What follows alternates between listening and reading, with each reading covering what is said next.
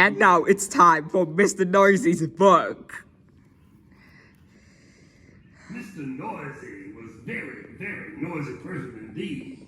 For example, if Mr. Noisy was reading this story to you, he'd be shouting at the top of his voice. And the top of Mr. Noisy's voice is a very loud place indeed. You can hear it 100 miles away, for example. When most people sneeze, you can hear them in the next room, but when Mr. Noisy sneezes, you can hear him in the next country. Now this story starts when Mr. Noisy was asleep in bed, in his bedroom, in his house, which is on top of the hill. He was snoring. And as you can well imagine, when Mr. Noisy snores, it is a snore worth hearing. It sounds more like a herd of elephants than a snore. Then Mr. Noisy's alarm clock went off. Mr. Noisy's alarm clock sounds like no other alarm clock in the world. It sounds like a fire engine. Mr. Noisy woke up, and so did all the people who live in Wobbletown, which is at the bottom of Mr. Noisy's hill. Later that day, Mr. Noisy decided he had to go shopping. He went out of his house, shutting the door behind him. Bang! The door wobbled, the house wobbled, and the whole hill wobbled, Wobbletown wobbled. Even birds flying high above wobbled. And Mr. Noisy walked down the hill.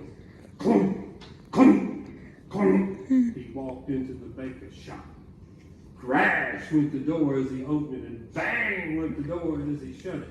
I'd like a loaf of bread!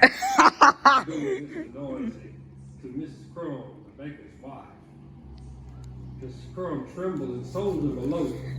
Mr. Noisy walked along the street to the butcher.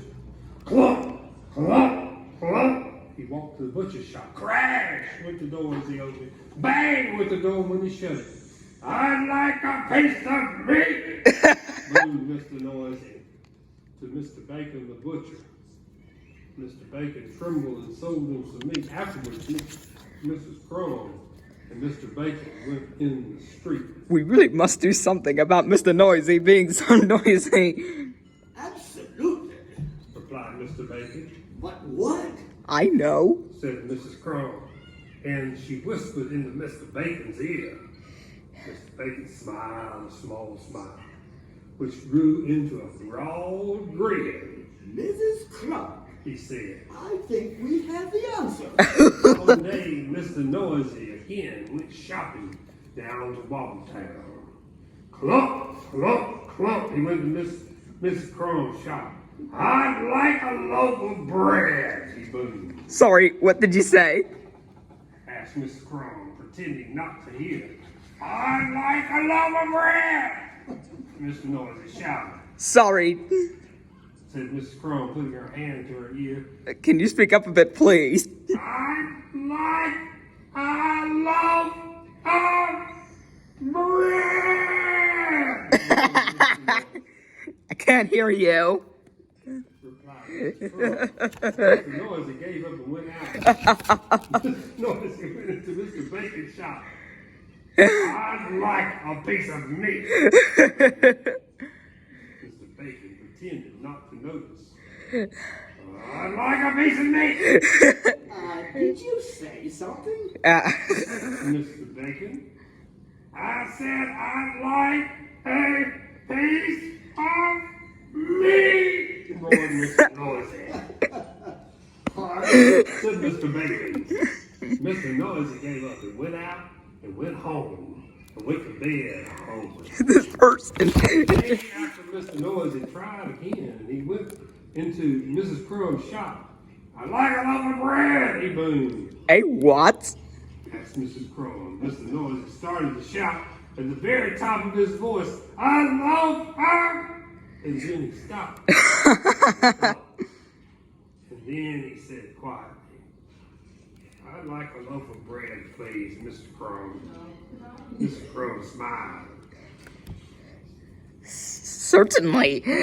She said, Then Mr. Noisy went to Mr. Bacon's shop. "I'd like a piece of meat," he boomed. Oh, did you say something? Asked Mr. Bacon. "Yes, I did," I shouted Mr. Noisy at the top of his voice.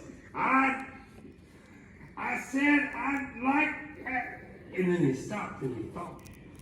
And then he said quietly, I'd like a piece of meat, please, Mr. Bacon." Mr. Bacon smiled. Oh, my pleasure. He said, so carrying his bread and his meat, Mr. Noisy set off home, up the hill. Clunk, clunk, clunk. And then he stopped and he thought, and then do you know what he did? He tiptoed. I can't believe my ears. He tiptoed. A tiptoe is something Mr. Noisy has never tried before. It was fun. Mr. Noisy arrived at his front door. He put out his hand to open the door, and then he stopped. And then he thought. And then, do you know what he did? He opened the door very quietly. He stepped inside, and he shut the door very gently. And quietly and gently went two things Mr. Noisy had never tried before either. And that was for a two. And do you know something? From then until now, Mr. Noisy isn't anything like as noisy as he used to be. And you may think I'm joking, and you can't believe your ears. But you do, and do you know something else? The people of Wappertown, especially Mrs. Crumb and Mr. Bacon. And do you know something else? Mr. Noisy learned how to whisper. What the? I knew this was gonna be a meme.